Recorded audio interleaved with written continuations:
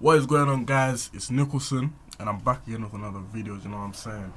Thank you to all the new subscribers. I really appreciate you guys, you know what I'm saying? And yeah, man, today I got a nice video for you guys. So today we're gonna be talking about why is it so hard to get into a calorie deficit, or in other words, why is it so hard to lose fat? Okay, we're gonna be talking about that because I know a lot of people struggle with it, and in my own experience as well, I struggled getting into a calorie deficit when I started. And then here's what I learned from obviously from my mistakes, right? So let's get into it. Actually, don't forget to like, comment and subscribe, you know what I'm saying? What you doing, man?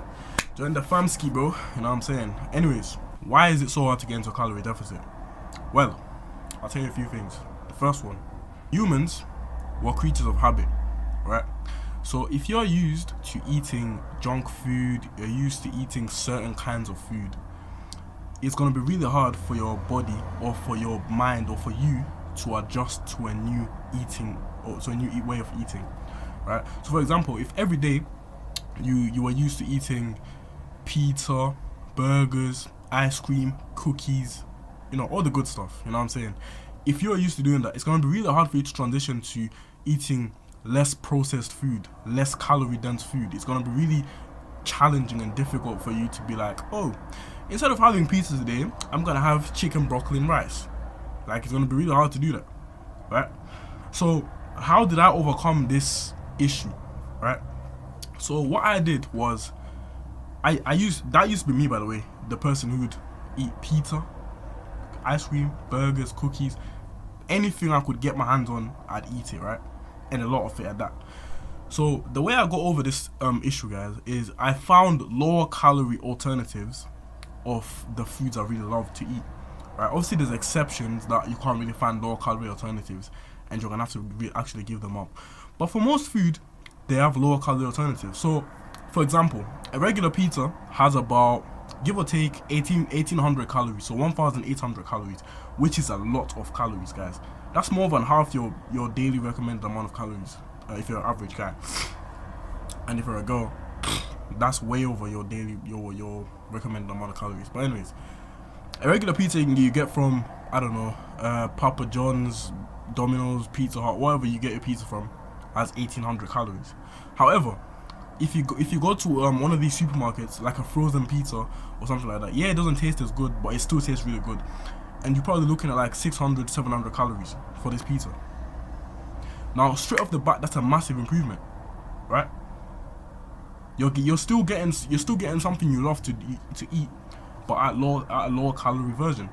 For another example for you, I love my sauces. So I love my ketchup, I love my mayonnaise.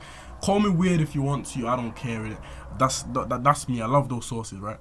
So in regular mayonnaise, per tablespoon is about 140 calories, which is way too much for a sauce. So what do? I get the reduced fat one. Most of it is 40 calories per tablespoon, but there's even a lower calorie version of that, which is the I don't remember if it's Hellman's or the other company. I forgot what it was. It's 11 calories per tablespoon, which is insane, and it still tastes as good. If like I don't taste the difference, right? For example, I also love drinking tea. I also love drinking coffee.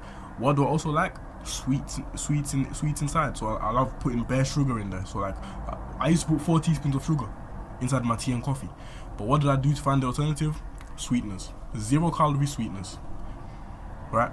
I know sweeteners get a bad rep, like, oh, you're gonna get cancer, oh, you're gonna get this, but it's like it hasn't been proven. No one's ever got cancer from sweeteners, like, ever. It's just a myth out there. You can do your own research. I'm just telling you what I've done from my own experience, right?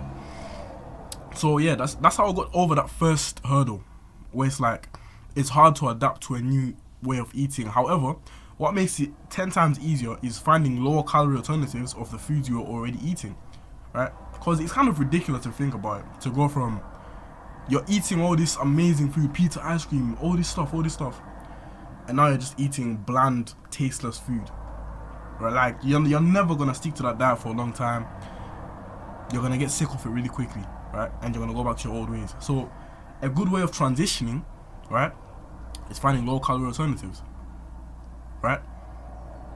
So that's the first point, guys, on why it's so hard to get into a calorie deficit and how to make it easier for you to get into a calorie deficit, right?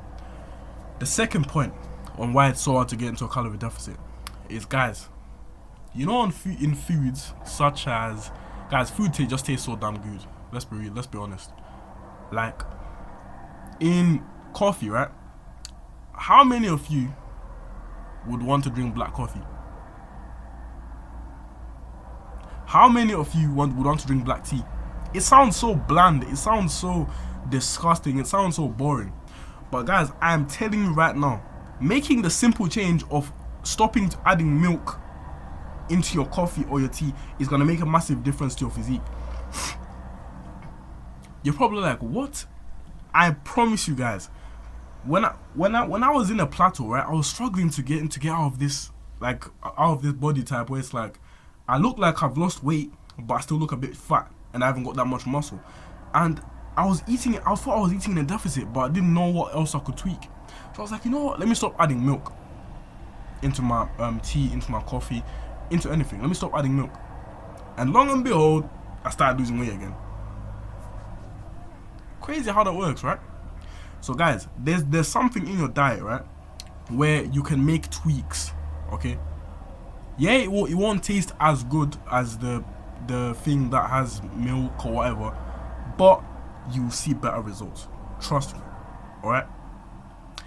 And then guys, the third and final point for today's video on why it's so hard to get into a deficit is life. Guys, we all have lives, okay? Our lives are not, you know, destined to be eating chicken, broccoli and rice and being in a gym 24/7, right? We all go out with friends, we all have family, we all, you know what I'm saying, they cook for you sometimes, and you can't really track how much calories is in them foods. You go out and you eat sometimes, you go out and you drink, you go out and you enjoy life. It's just what life is, right? But guys, believe me, yeah? Wait. God damn, excuse me. But guys, believe me, right? If you prioritize, for the most part, right? Here's what I'll give you as a tip. Monday to Friday, we eat clean, right? Or at the very least, Monday to Thursday we eat clean.